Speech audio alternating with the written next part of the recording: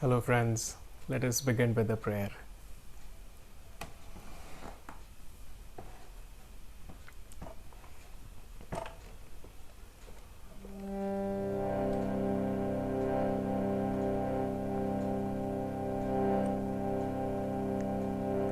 Om Namo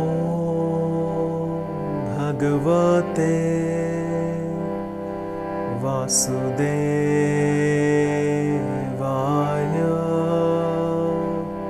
Om Namo Bhagavate Vasudevaya.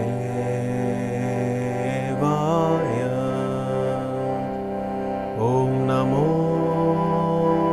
Bhagavate Vasudevaya.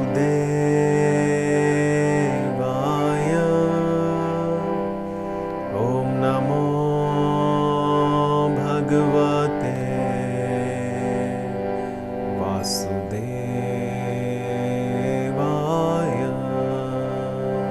Vasudevaya.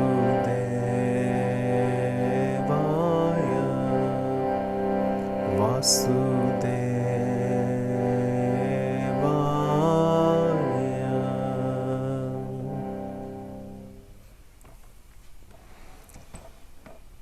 Let's pray to the Almighty, the Lord, the source of this universe, that He gives us strength and courage to apply these teachings of yoga into our daily life, and also gives us greater understanding to see these teachings, the application of these teachings on the deeper planes in our lives.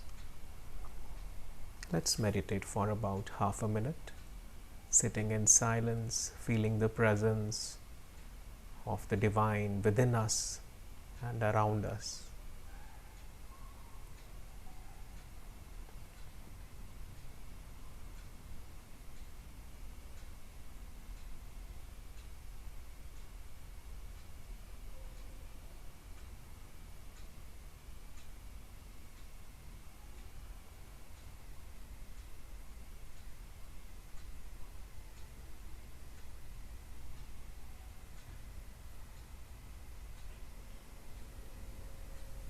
Om Shanti, Shanti, Shanti.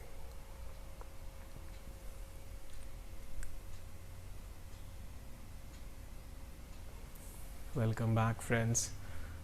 And today I'm going to share with you a story that my teacher shared with me some time back. And he was talking about his guru, Yogananda, who was when traveling to US.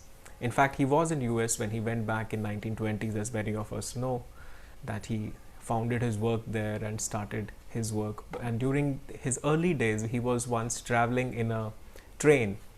And as he was traveling, he was probably wearing his robe, orange robe and a turban. And to that, he was looking like a Hindu priest at that moment, although he was avoiding wearing Hindu attire in the public, but I think at that moment he was wearing that.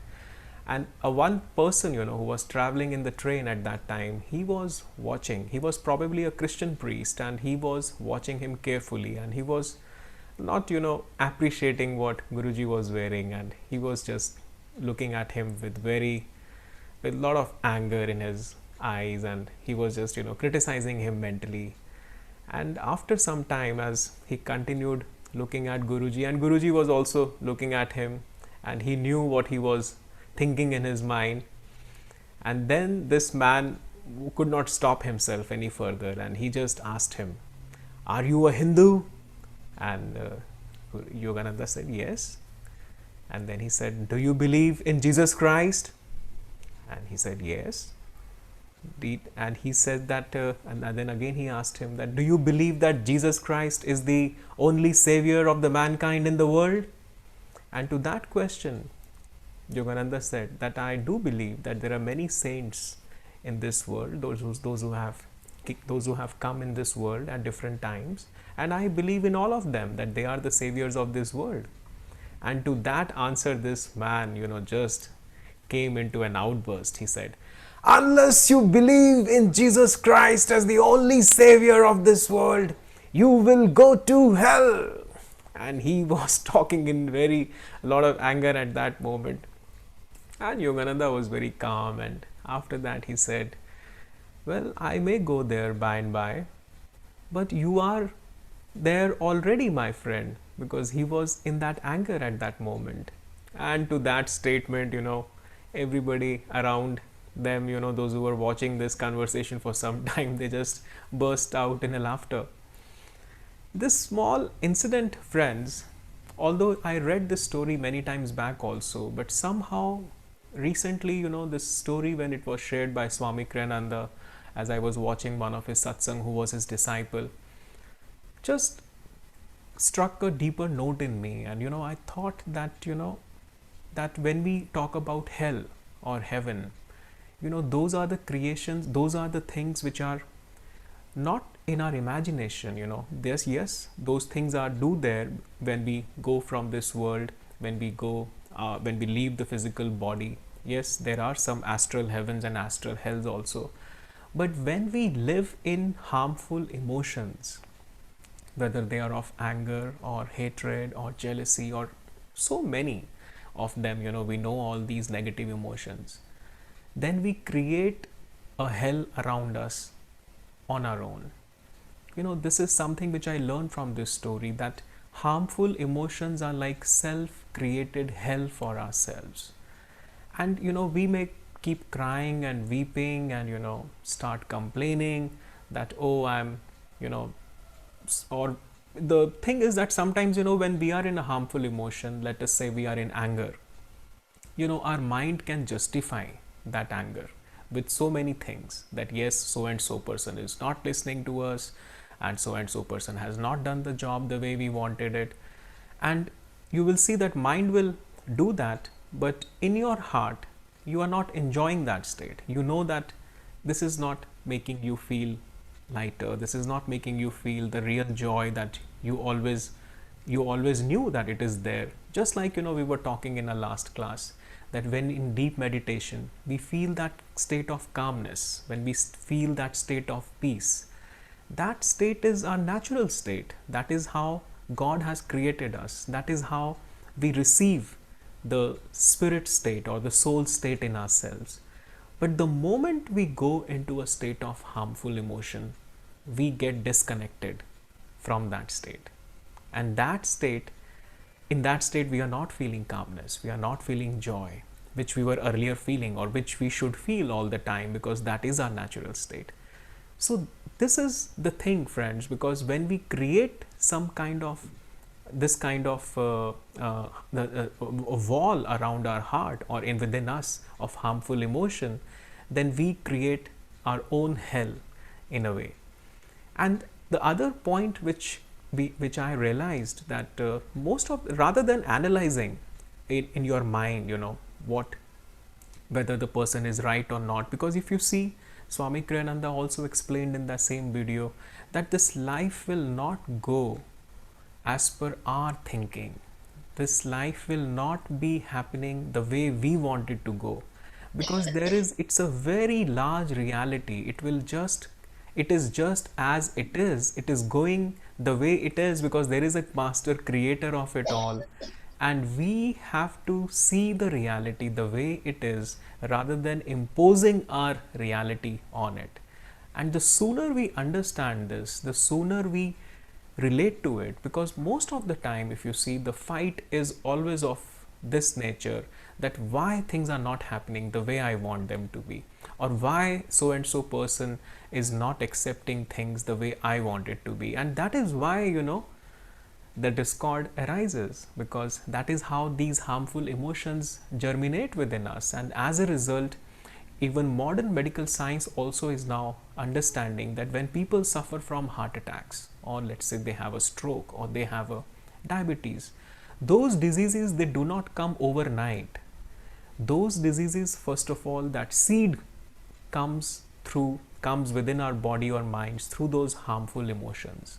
And when we keep on living day and night in those harmful emotions, then one day, they have their physical fruits also as these diseases. Sometimes people may have heart attacks, or they may have strokes, or they may have other kinds of problems, or even cancers. And then we may think, oh, why this disease has come over me? Because it has come in a physical nature. But we hardly realize that over the years, we have kept ourselves in an emotional disequilibrium. And that is why, if you see, the word disease is made up of dis-ease, something which is keeping you away from that ease, where ease is the word, and when that ease is missing, then it becomes dis-ease or disease. So the point here, friends, we are trying to understand and also practice is that yoga has that ability. Yoga has offered from time since immemorial those techniques that we can bring our heart into our equilibrium using our posture, using our breath practices, using our techniques of concentration. And that is what we are practicing. That today we will also use one breathing technique which we have used it earlier. Now let us say we have something, let's say we have some harmful emotion, or let us say even if not harmful, maybe let's say we have a dislike for some person. We don't like somebody because he has done something which we didn't like in the future, and let's say that is giving us some kind of discomfort. Now what I felt is going to help us, and this is something which we have practiced earlier also, but we will do it slightly in a different way, that first of all, breathe out, throwing that feeling from your heart by breathing double. Just release your body of that tension, of that thought of hurt. So let's do this. We will breathe out double. And as we have breathed out, think that you have released all that feeling of hurt or disequilibrium. And now the natural breath as it comes inside your lungs, with that natural breath, feel that the source is filling us with new life, with new joy, with pure feelings of natural love and joy and enthusiasm. Now, if you see, when we release the breath, it comes automatically. But who is filling this breath? This is coming because there is some energy which is flowing inside our body. And that energy is coming from that universal source. So that source, universal source, is nothing but God, who is filling us each time, moment after moment. He's keeping this body, mind, soul alive. So let's do it a couple of times more. Think about anything which is disturbing you. It may not be an emotional state. It could be a mental fatigue. It could be stress. It could be your physical pain or physical suffering. Whatever you are feeling, which you don't like, which you don't want, any kind of suffering that you have within yourself, just breathe it out, flush it out as you breathe out double. And just breathe in naturally and breathe naturally, and then we will learn to breathe double and feel that your source is giving you that nourishment. Let's do it one more time. And now breathe in double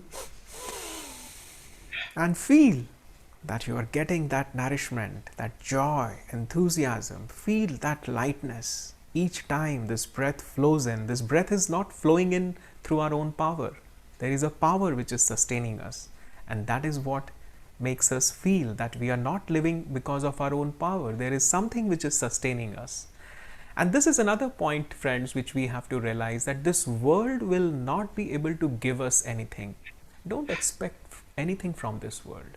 This world will always take from you. It will always take from us. So give freely, because we know that what is the source? There is only one source, and that is God, and that is from where we all have come. So when we feel that everything which is going to come into us is going to come from our Divine Father, is going to come from that source.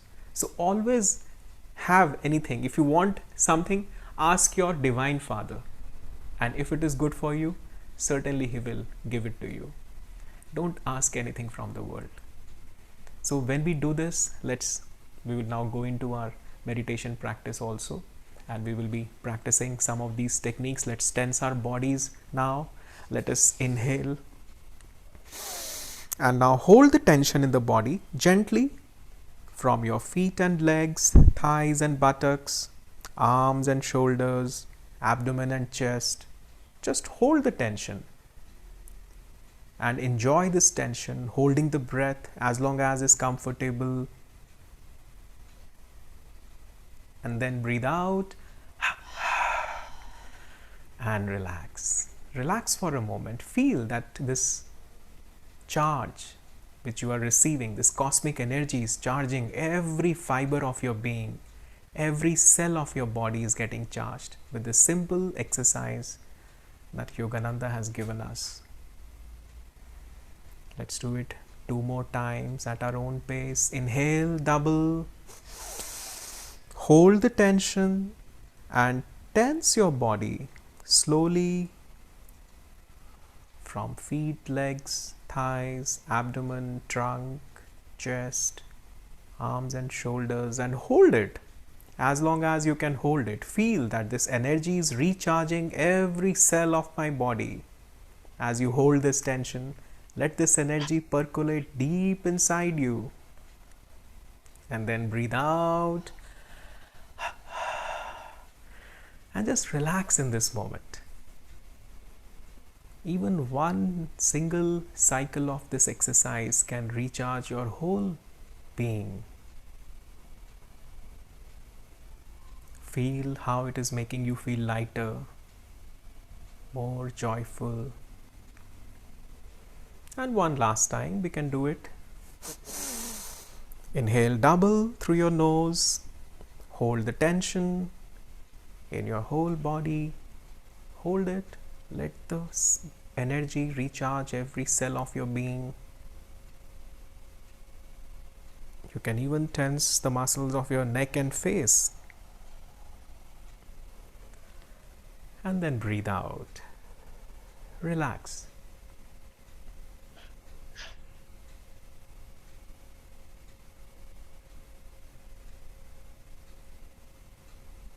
Now try to come to the center of your spine, sway your body from side to side, front and back. Try to locate the center of your spine in which the energy flows all the time.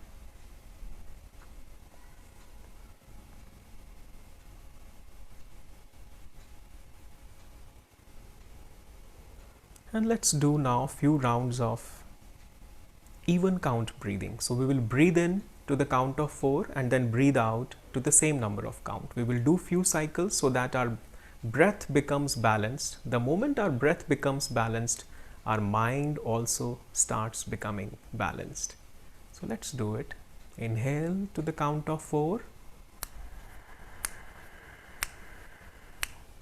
and then breathe out. Breathe in and then breathe out. Breathe in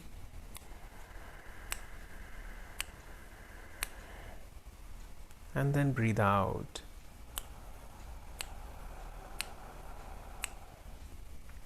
Let's do this simple practice at our own pace, keeping a mental count.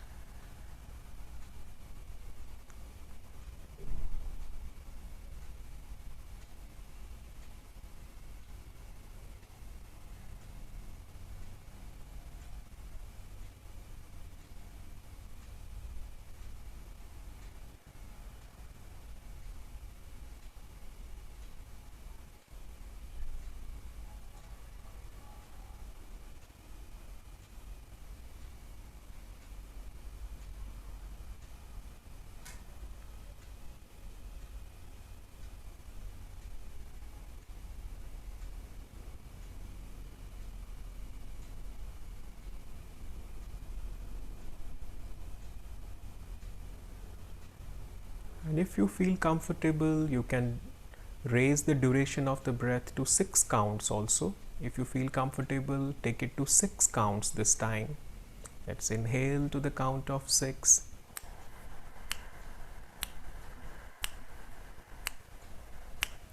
and then breathe out.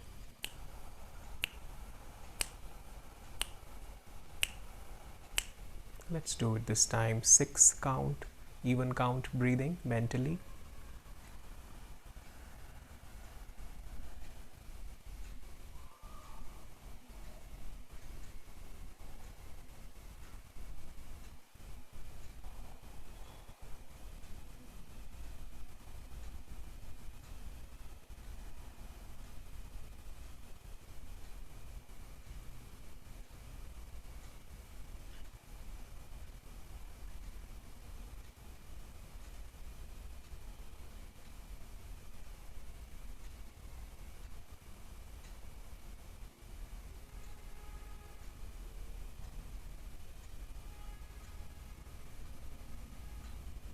And once you feel that your breath is becoming calmer, don't control the breath, just let it go. Let it flow at its natural pace. And just observe the flow of the air currents as they are coming and going inside the nostrils.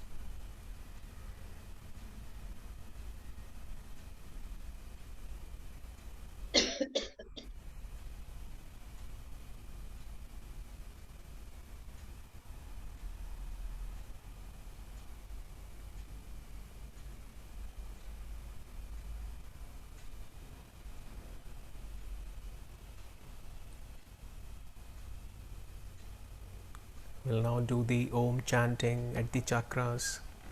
You can just listen to the notes and keep chanting mentally at each chakra as we move from Mooladhara onwards and above.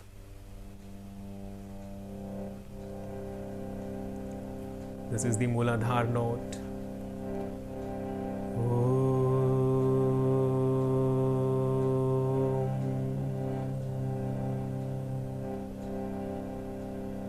Swadhisthana.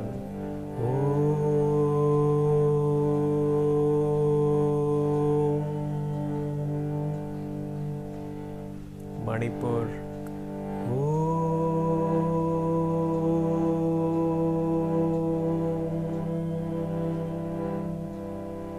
Anahat.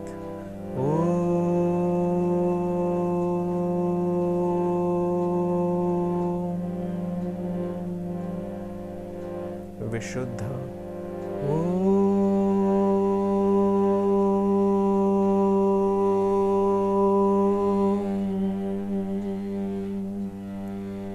Medulla.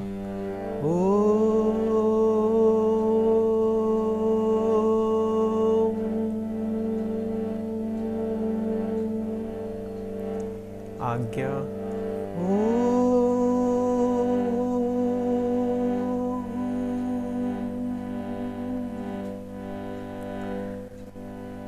And Sahasrar, crown chakra.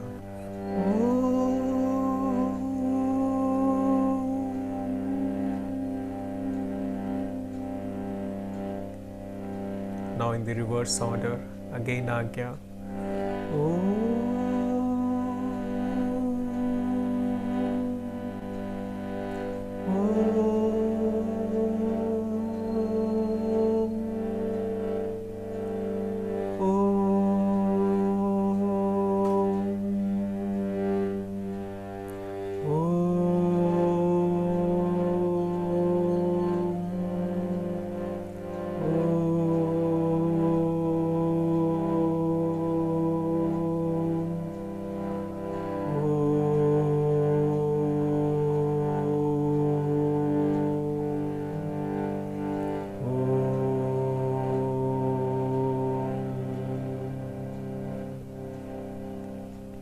Let's do at our own pace with the mental chanting. You don't have to chant it vocally. Just keep chanting, going up and down in the spine, chanting Om from Muladhar to Agya.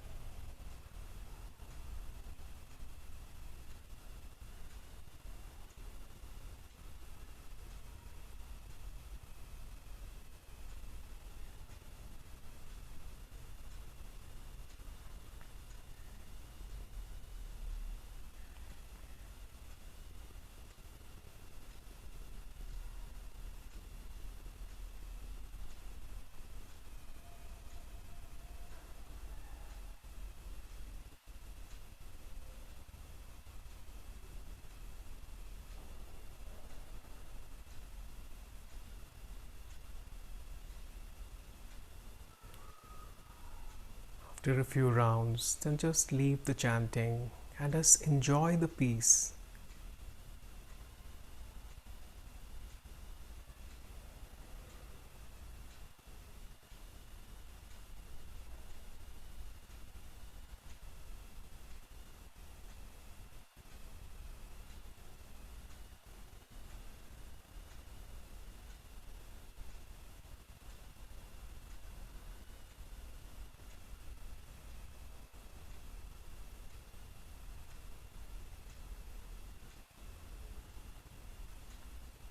Pray mentally. See yourself as a child of God, that you have come from the same source which is sustaining this universe. This peace is coming also from the same source. Talk to Him in your own words. Tell Him that I am your child. You have created me. You are my father. You are my mother.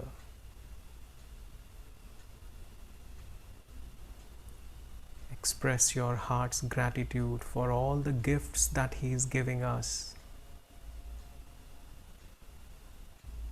All the good things that we have received in this life. Give Him thanks for it.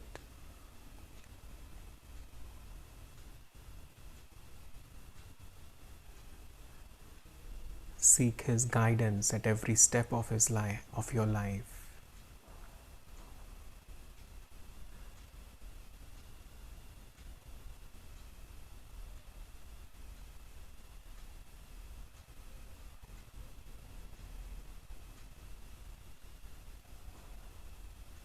Also tell him that your greatest need is of love and joy, peace and calmness, and wisdom and understanding that can only come from him.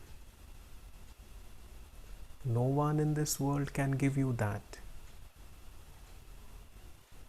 Remind him that you are his child. You need love, and you are seeking his love by giving your love to him. You are seeking his joy by offering your joy to him.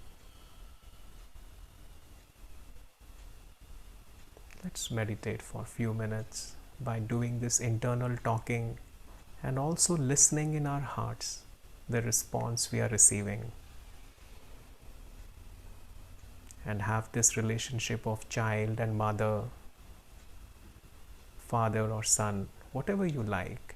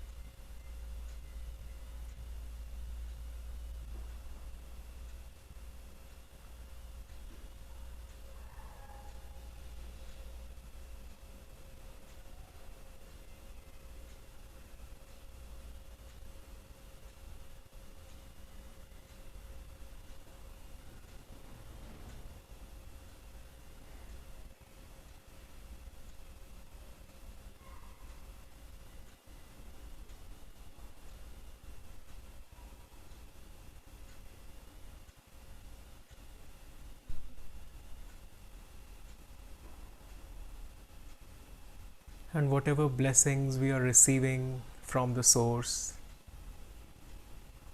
let's see everybody receiving these blessings from us. Feel that we are sharing this joy with others, with our friends and relatives, or anyone who is in need. See that we are sharing this light of our common Father with everyone around.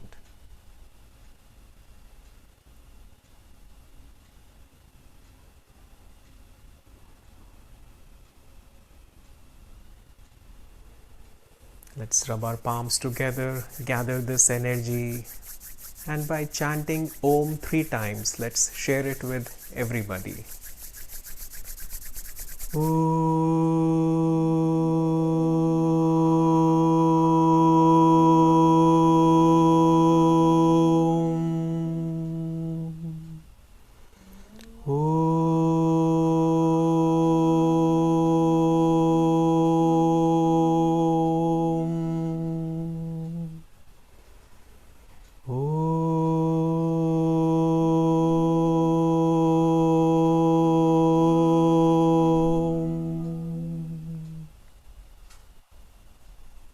Om Shanti, Shanti, Shanti.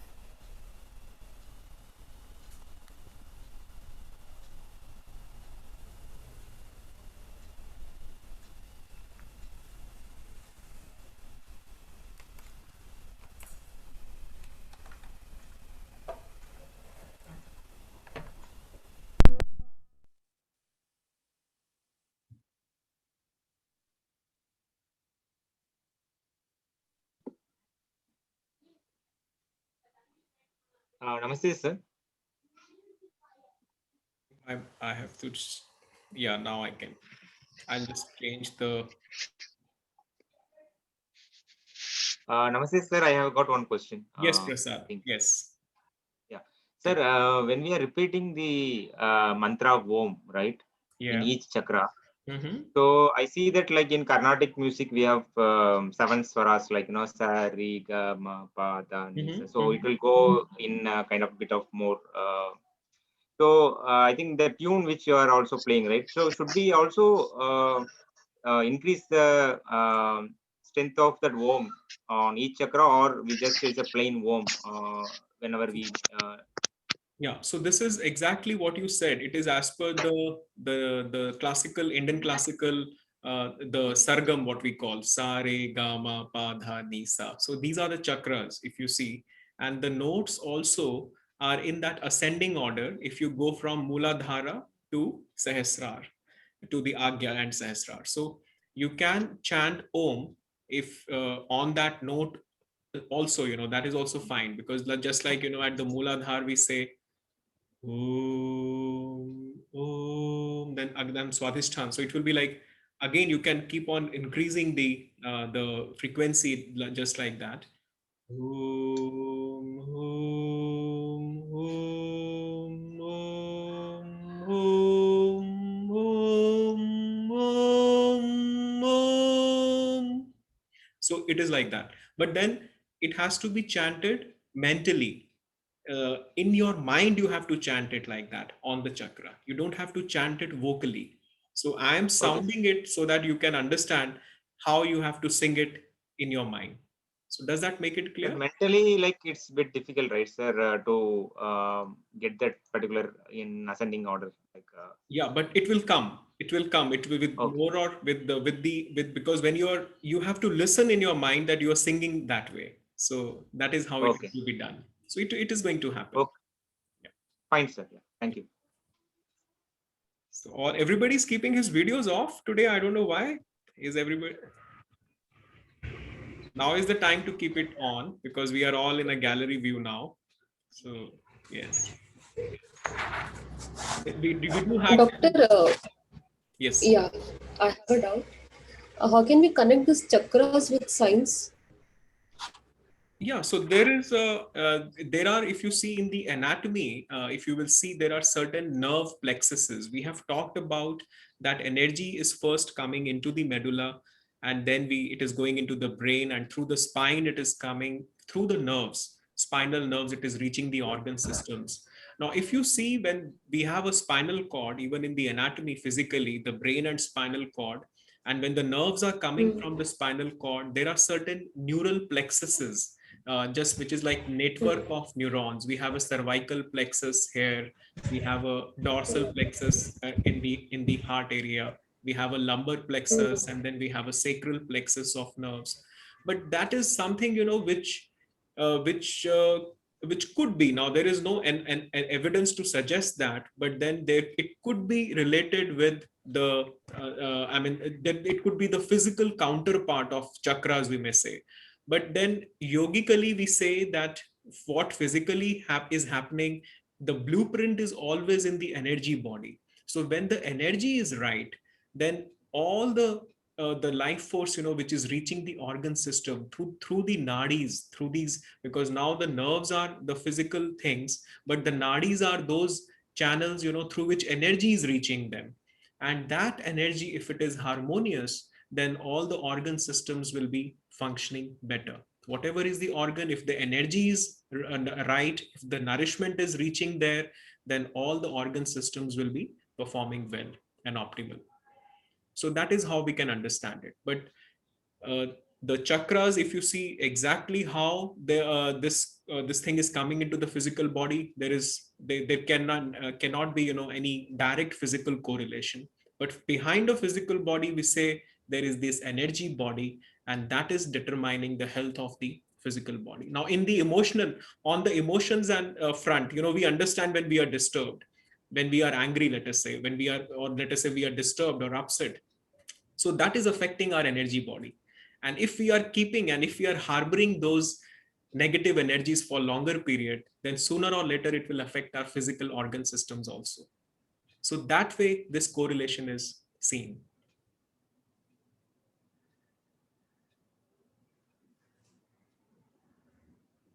All right, so I think the meeting is going to close anytime, but I'll